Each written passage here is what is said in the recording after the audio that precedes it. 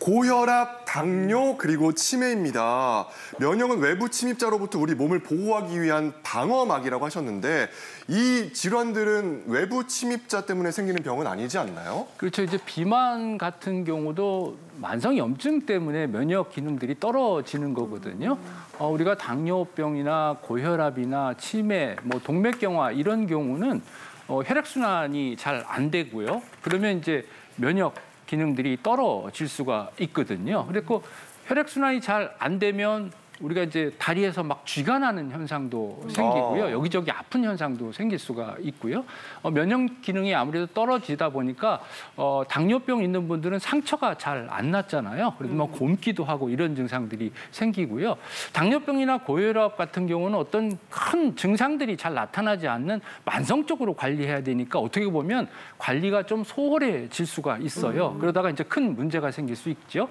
특히 이제 요즘처럼 날씨가 좀 기온 차이가 있을 때는 관리를 특별히 잘 하실 필요가 있습니다. 네. 특히 이런 기저질환 있는 분들은요, 이런 증상이 나타나면은 꼭 기억하셔야 된다고 하는데 볼게요. 네.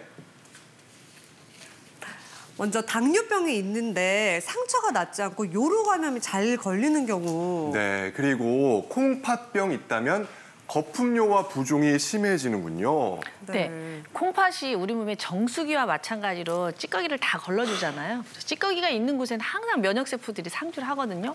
근데 면역력이 없어진다면 콩팥, 이 사구체를 지켜주지를 못하겠죠. 이 사구체가 찌꺼기를 거르고 영양분을 재흡수해야 되는데 이게 엉망진창이 돼서 재흡수해야 될 건 재흡수를 못해서 거품료가 생기고 빠져나가야 될 건 빠져나가지 못해서 부어버리는 현상이 생기는 거죠. 그리고 아까 교수님 말씀하신 것처럼 당뇨가 있게 되면 당뇨 조절이 잘 안 된다? 혈액이 끈적끈적하다. 혈액이 끈적끈적하면 면역세포들이 빨리 출동을 못하니까 세균 바이러스를 빨리 못 없애겠죠. 그래서 요로 감염이나 각종 감염에 시달리게 됩니다. 네, 기저질환 있으신 분들 놓치면 안 되는 증상 이어서 보도록 하겠습니다. 네, 폐 질환이 있으신 분들 기침 가래가 심해지는 경우, 또 관절염이 있다면 통증이 심해지고 붓는 경우 잘 봐야 되겠죠, 김영상 교수님? 네, 이 폐라고 하는 기관은 기본적으로 코, 그다음에 기관지를 거쳐서 들어가는 기관이죠. 그러다 보니까 이 코나 기관지, 폐 쪽으로는 아주 많은 면역세포들이 있습니다.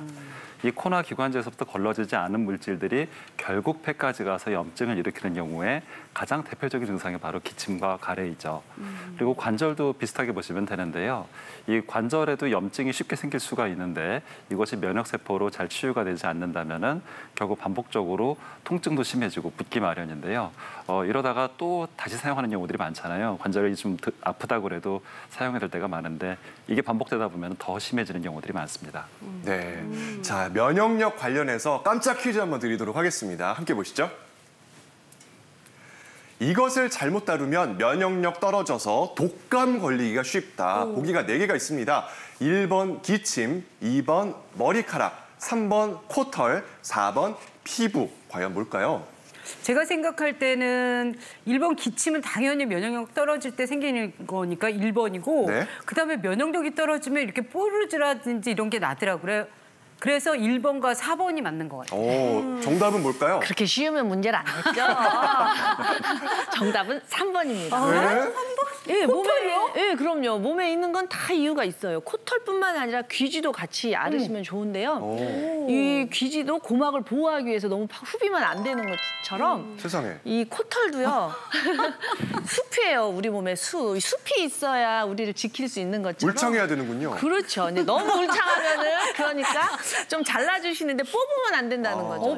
뽑으면서 염증이 생겨가지고 뇌수막염으로 번지는 사람도 봤어요. 어머나. 이 코털이 있어야 이 나쁜 물질들 있잖아요. 네. 이물질이나 세균, 바이러스도 한번 걸러주고 또 코털이 있어야 이 가습기 역할처럼 습도 조절, 온도 조절하기가 쉬워요. 그러니까 함부로 손대지 마십시오. 네, 알겠습니다. 자르는 건 된다고 하셨고요. 그렇죠. 뽑는 거 말라고 하셨습니다. 네. 네, 그리고 이런 분들도 마지막으로 특히나 면역력에 신경 쓰셔야 되는데요. 어떤 분들이냐면요.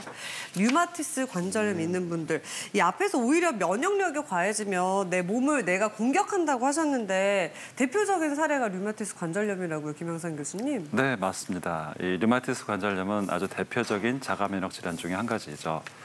자가 면역이라는 것은 남이 아니라 내 몸인데도 불구하고 남처럼 인식을 해서 면역에 적용한다. 그러니까 결국에는 거기를 해칠 수가 있다는 그런 의미를 갖게 됩니다.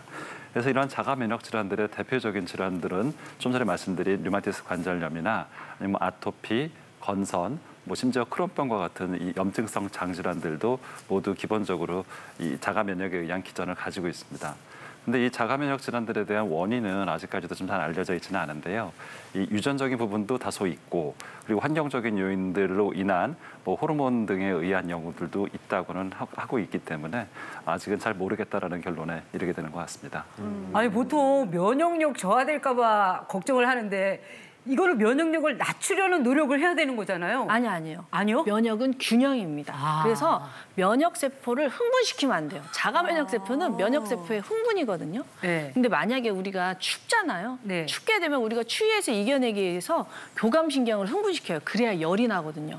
네. 근데 그때 이 면역세포들이 몸이 뜨거워지니까 흥분을 해서 더 염증이 심해져요. 그러니까 이런 환절기에는 체온 조절이 굉장히 중요합니다. 항상 따뜻하게 하시고 스카프 두르시고 따뜻한 물 드시고 마스크 하시고. 네.